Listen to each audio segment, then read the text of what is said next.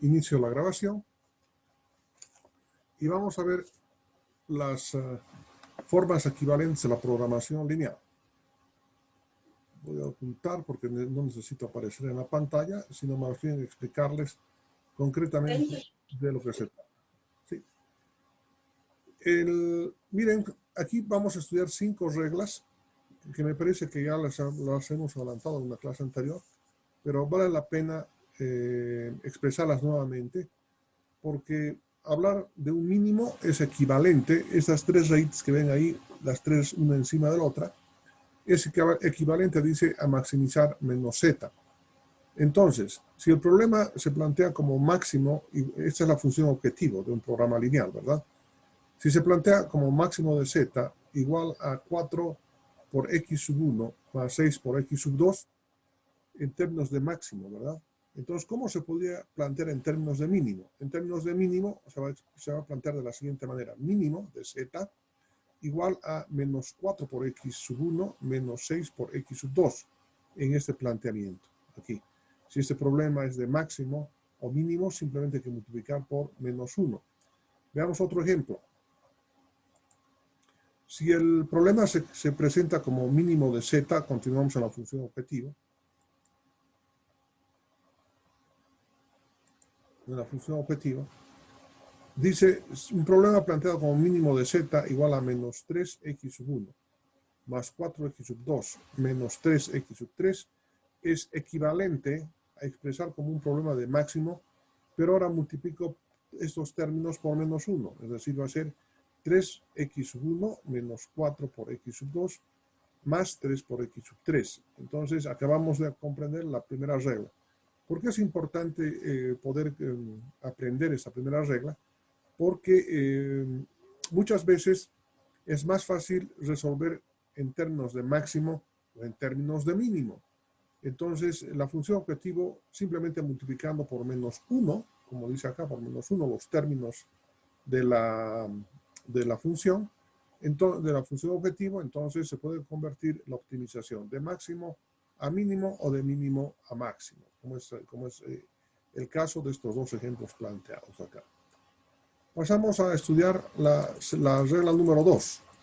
¿Qué dice la regla número 2? Dice, cuando una inecuación se multiplica por menos 1, cuando una inecuación se multiplica por menos 1, el signo de la desigualdad cambia. Entonces, tenemos una desigualdad del tipo A por X menor o igual a B, de manera general, por supuesto, porque aquí está representada la matriz de coeficientes tecnológicos, multiplicado por el vector de variables básicas del problema, menor o igual a los elementos del vector de disponibilidades, ¿sí? Entonces, esto, dice, si multiplicamos por menos 1, por supuesto que va a ser menos A por X, pero fíjense la desigualdad. Aquí era menor o igual y aquí aparece con mayor o igual a menos B. Cuando resolvemos un problema de programación lineal, estos valores del vector de recursos y o disponibilidades siempre deben ser positivos. Entonces, ¿eso qué significa? Que si se plantea como un problema de una inecuación de este tipo, mire, vamos a ver primero el de abajo, menos 2x sub 1, menos 3x sub 2 más 3x sub 3 mayor o igual a menos 12, entonces para convertir este valor en positivo, porque no puede ser negativo, multiplicamos por menos 1 y se convierte en esta ecuación.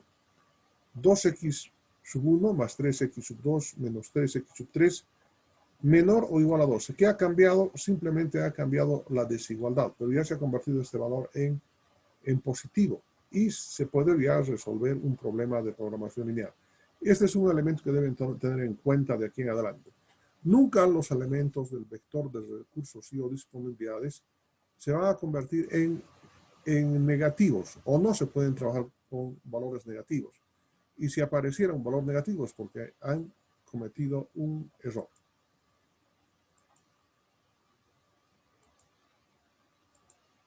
Continuamos tratando esta temática.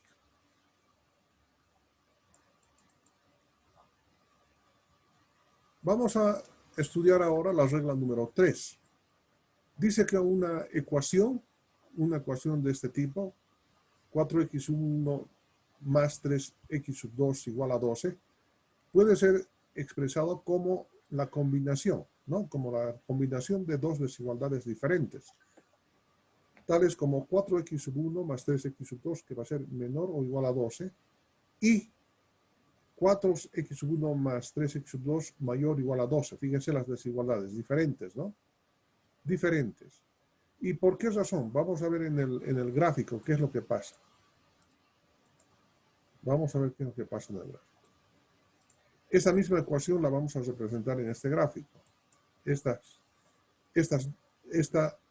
dos ecuaciones, estas dos inecuaciones. La primera inecuación dice, aquí está el gráfico, ahí tenemos el gráfico, cuando x sub 2 es igual a 0, es decir, cuando estamos en este punto, entonces x1 es igual a 12 entre 4, 13. Entonces, tomamos este punto 3.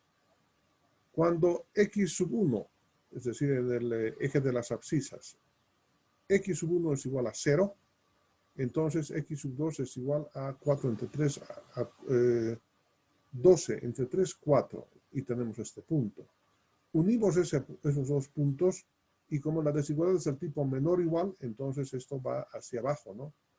Va hacia abajo.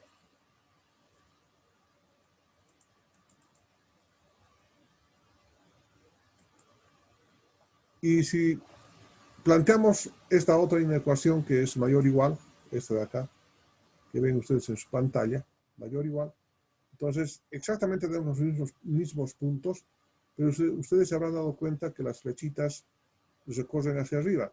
Pero en el punto de intersección de estas dos desigualdades se está representando exactamente esta ecuación.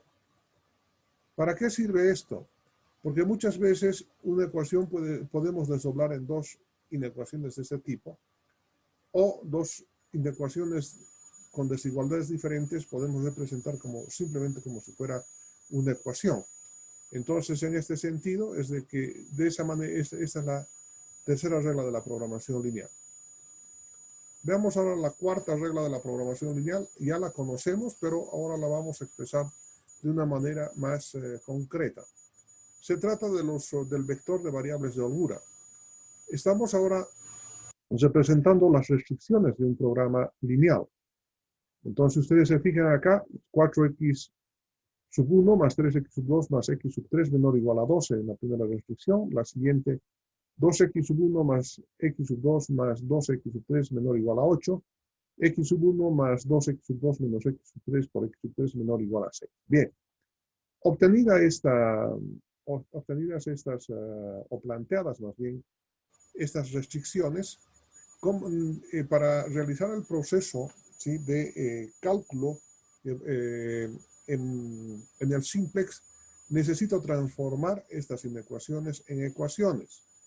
Pero, ¿qué significa cada una de estas? Significa que el lado izquierdo es menor que el lado derecho. Por eso dice menor o igual que, dice, ¿no? Entonces, para convertir en igual, yo necesito agregar estas variables que se denominan variables de holgura. X sub 4, X sub 5 y X6, X sub 6. Al agregar estas variables, estas desigualdades se convierten en igualdades. Y esto es lo que hacemos normalmente para poder plantear y para poder resolver el problema del simplex. ¿Cuál es el vector de variables de holgura? X sub 4, X sub 5 y X sub 6. Bien. Pero aquí aparece una nueva regla y la vamos a necesitar cuando trabajemos ya cuando las desigualdades sean diferentes, o en el caso de mínimo, específicamente. Esta es la regla número 5. Dice, una ecuación del tipo AX mayor o igual a B puede ser expresada como una ecuación añadiendo una componente artificial. Una serie de desigualdades del tipo AX mayor o igual a B puede ser expresada como ecuaciones añadiendo un vector artificial. Entonces, este es el ejemplo. Si ustedes se dan cuenta, en estas tres desigualdades, ¿sí?, son del tipo mayor igual, mayor igual, mayor igual. ¿Qué significa esto? Que el lado izquierdo, dice, es mayor que el lado derecho. Entonces, para llegar al equilibrio, necesito agregarle estas variables, estas variables que se denominan artificiales. Y tengo que restar además. Entonces todo esto menos algo, menos x sub 4 va a igualar a 12. Menos x sub 5 va a igualar a 8. Y menos x sub 6 va a igualar a 6. Entonces el vector de variables artificiales es x sub 4, x sub 5 y x sub 6 correspondientemente. Entonces acabamos de estudiar las 5 reglas de la programación lineal. Vamos a estudiar en el tiempo que aún queda los teoremas de la programación lineal. Esto evidentemente, esta es la parte matemática que fundamenta la programación lineal. Evidentemente es un poco abstracto, ¿no? Es un poco abstracto, pero necesitamos hacer esta penetración o compenetración en la matemática básica, ¿sí? De los vectores convexos para poder establecer por lo menos algo de la matemática que sustenta a la programación lineal que fue desarrollada por George Dantzig. Entonces, empecemos a analizar. No necesitan verme, así que me despinto de la pantalla y empezamos a estudiarla. El primer teorema que dice un vector P cualquiera es combinación convexa de m dimensiones de los vectores P sub 1, P sub 2, P sub, hasta P sub n, de m dimensiones si existen coeficientes beta cuya sumatoria es igual a 1. Entonces dice que este vector P va a ser la combinación lineal de P sub 1, de P sub 2, de P sub 3, ¿sí? Combinación convexa, perdón. Va a ser combinación, siempre y cuando existan estos coeficientes, beta sub 1, beta sub 2, beta sub 3 o P beta sub n, ¿sí? Cuya sumatoria, dice aquí, sea igual a 1. Si la sumatoria de estos coeficientes es igual a 1, entonces P puede ser expresada como combinación convexa de estos otros vectores. Como consecuencia del postulado anterior, ¿sí? de este postulado dice, dados dos vectores, P sub 1 y P sub 2, que están acá, P sub 1 y P sub 2, de m dimensiones. ¿Qué significan dimensiones? Que pueden tener, si es bidimensional, va a tener x sub 1 y x sub 2 el vector. Si es tridimensional, x sub 1, x sub 2 y x sub 3. Si es ya n dimensional, en el espacio n dimensional, entonces va a tener más de cuatro dimensiones. Por eso estamos hablando de m dimensiones, que va a ser cualquiera. Puede ser de 2 dimensiones, de 3 o de n dimensiones, m dimensiones. El segmento de línea que une a ambos vectores puede ser expresado como combinación convexa de P sub 1 y P sub 2. Reitero nuevamente. Dados dos vectores, P sub 1 y P sub 2, de cualquier dimensión, el segmento de línea que une estos vectores puede ser expresado como combinación convexa del vector 1 y del vector 2. Este es el teorema número 1. Veamos ahora el teorema número 2. Poco a poco vamos a ir comprendiendo qué es lo que pasa con los espacios de soluciones de un problema lineal cuando aplicamos el método gráfico, ¿no? Vamos a leer el teorema número 2. Dice, un conjunto de vectores de m dimensiones es convexo, siempre y cuando que dos vectores que pertenecen al conjunto, el segmento de línea entre dos vectores también pertenece al conjunto. Como consecuencia, un vector P, ¿sí?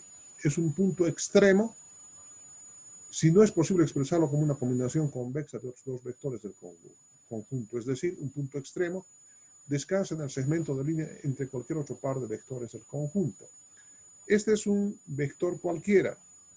Mientras el segmento de línea puede ser expresado como combinación convexa de estos vectores, de este vector, del 1 y del segundo vector que se ve acá, entonces es vector convexo también. Pero este segmento de línea que está allá afuera de los límites de este vector y este otro segmento de línea ya no puede ser concebido como combinación convexa. ¿Cuál es el corolario de este teorema? Que si un punto, dice un vértice, no puede ser expresado como combinación convexa de esos dos vectores, porque ese es un punto, es un extremo, es un vértice. Entonces, esto es importante. Un vértice descansa, dice, a la conclusión del segmento de línea de cualquier otro par de vectores. ¿Por qué? Porque no puede ser expresado como una combinación convexa. Infinitesimalmente es un punto nada más. Veamos el tercer teorema.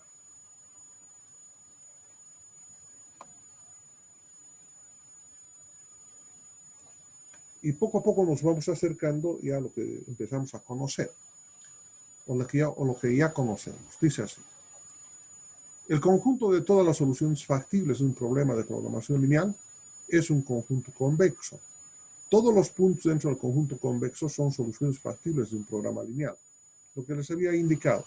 Aquí fíjense, hay 1, 2, 3 vectores, que también habíamos representado en un ejemplo de la segunda clase de esta asignatura. Entonces aquí está, fíjense, este problema tiene dos dimensiones, x1 y x2. Y estos otros vectores están definiendo este espacio que están viendo, este área. Y ese área es justamente el conjunto convexo, es un conjunto convexo, ¿sí? Es un poliedro convexo. En este caso, como son dos dimensiones, entonces tenemos que hablar de no de un poliedro, sino de un polígono convexo, que está en dos dimensiones.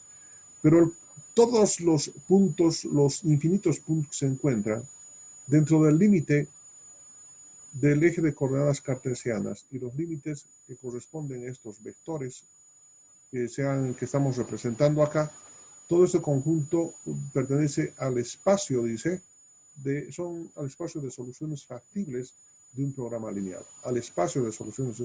Los infinitos puntos de acá pertenecen al espacio de soluciones. Pero fíjense que las soluciones solamente se encuentran en estos vértices. Entonces, y el cuarto teorema es que hace referencia exactamente a eso, dice. La función objetivo de un programa de programación lineal tiene un máximo o un mínimo valor en uno de los puntos extremos del poliedro convexo de soluciones factibles. Eso significa que, que los vértices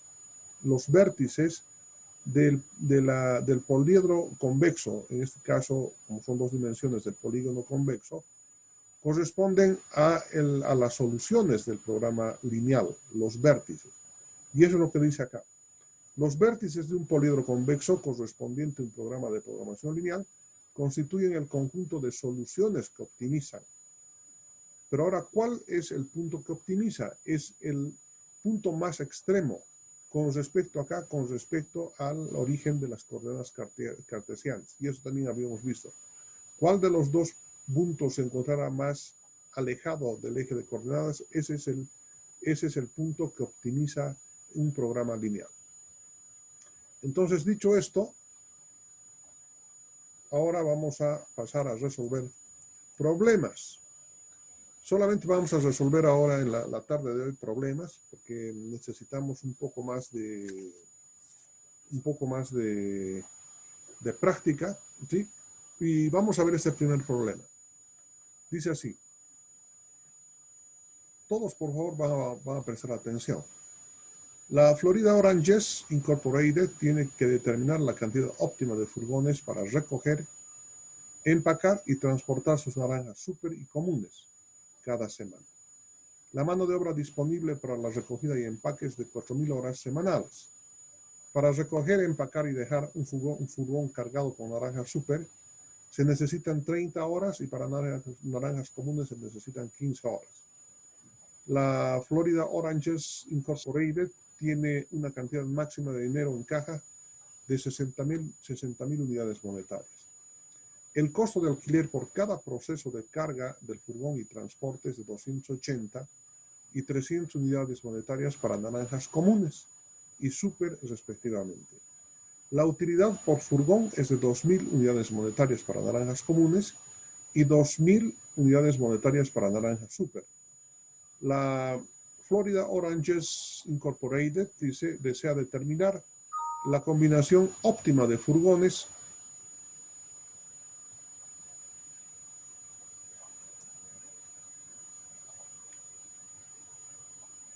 por tipo de naranjas que maximice la utilidad semanal. Formule el modelo de programación lineal para el problema, para la Florida Oranges Incorporated, y ese problema dice que ha sido tomado del libro de investigación de operaciones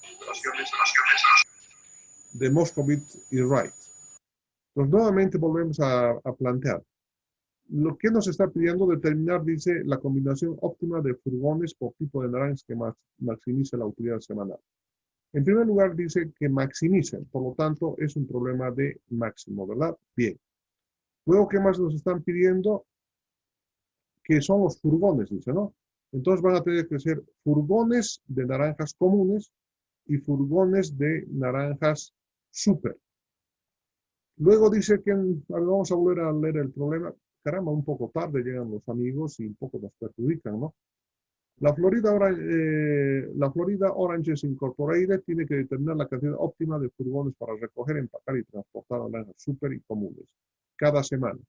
Esta semana que está acá es, como normalmente los problemas de programación lineal no optimizan el tiempo, a no ser que existan algunos problemas orientados al manejo del tiempo.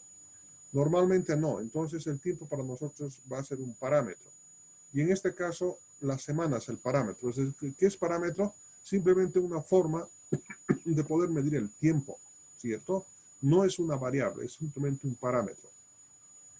Entonces, la mano de obra disponible es una de las restricciones. Para recogida y empaque es de 4.000 horas semanales. Eso es lo que dispone. Para recoger y empacar y dejar un furgón cargado con naranjas super se necesitan 30 horas y para naranjas comunes se necesitan 15 horas. La Florida Oranges Incorporated tiene una cantidad máxima de dinero en caja de 60.000. Es otra restricción de tipo financiero. El costo de alquiler por cada proceso de carga de furgón y transporte es de 280 unidades monetarias y 300 para naranjas comunes y súperes respectivamente. Es decir, 280 para naranjas comunes y 300 para naranjas súperes respectivamente. Seguramente el proceso de carga requiere mayor tiempo, mayor cuidado en la carga, ¿no? Y finalmente la utilidad por furgón es de 2.000 para naranjas comunes y de 2.500 para naranjas super. Entonces quiero que por favor en este momento tomen ustedes un papel, una hojita en blanco, un papel y planteen este problema. Atención, continúen así, por favor. Háganlo. Planteen el problema. Todos, ¿sí? Dense la molestia de plantear. Yo también voy a estar aquí haciendo en el pizarrón. Posiblemente lo vamos a resolver todos en forma conjunta. Pero quiero que hagan. En este momento tomen una hoja de papel en blanco, tomen su lapicero y planteen este problema.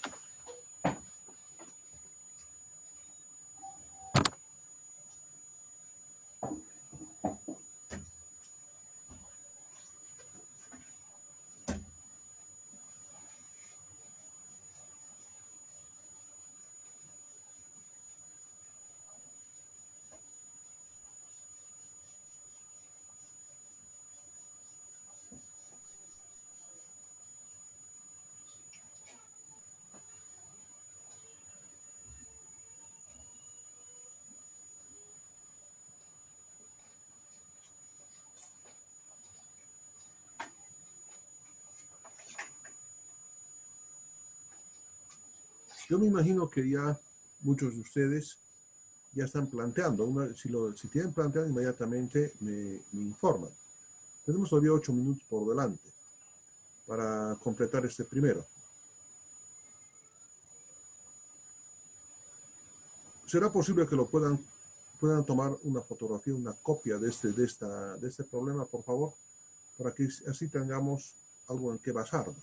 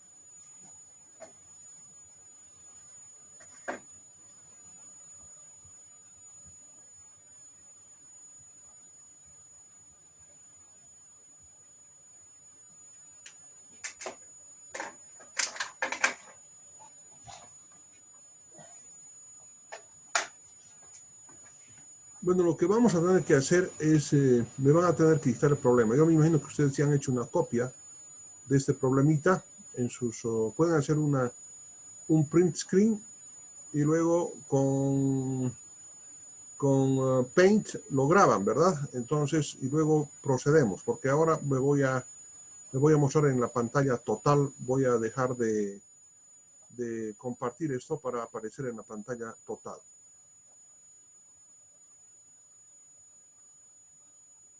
Pero aquí aparece un señor ahí que no sé cómo poder eliminarlo.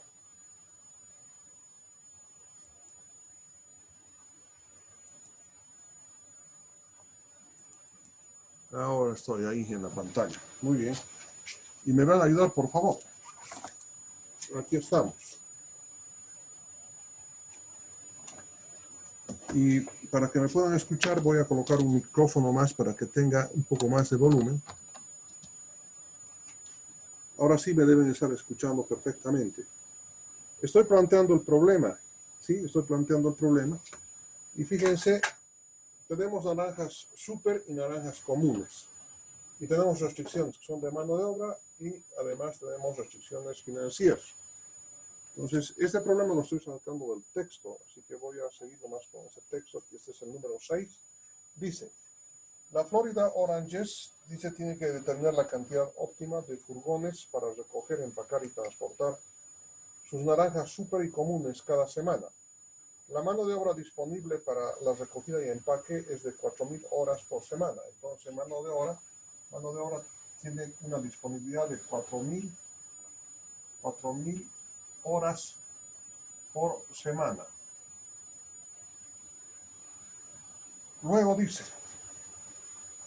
para recoger y empacar y dejar un furgón cargado con naranjas súper se necesitan 30 horas. Naranjas súper se necesitan 30 horas. 30 horas por furgón, ¿no? 30 horas por furgón. Y para naranjas comunes se necesitan 15 horas. 15 horas por furgón.